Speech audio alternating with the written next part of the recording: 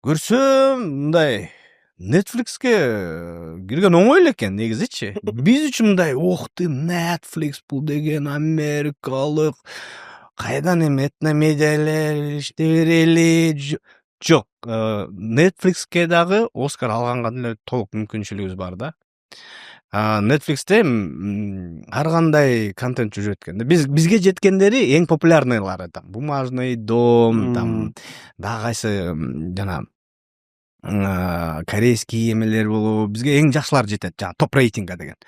Бирок топ рейтингден тышкары дагы толтура бар Netflixте контентчи. Биз жөн эле кыргыздар болуп мындай коркобуз да.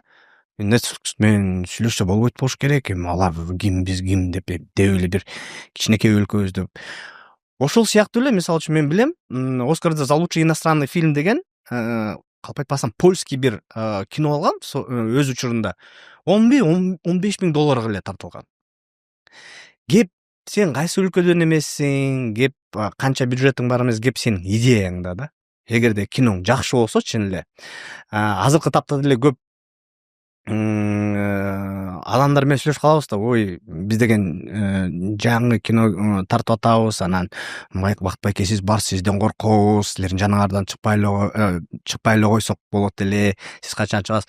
Мен ошо дайыма айтам да, кеп менде эмес, кеп сенде деле эмес. Эгерде киноң жакшы болсо, демек сен кандайдыр бир ийгиликтерге жетесиң да. Ошол сыяктуу эле, ошол эле мисалы үчүн польский болобу, же болбосо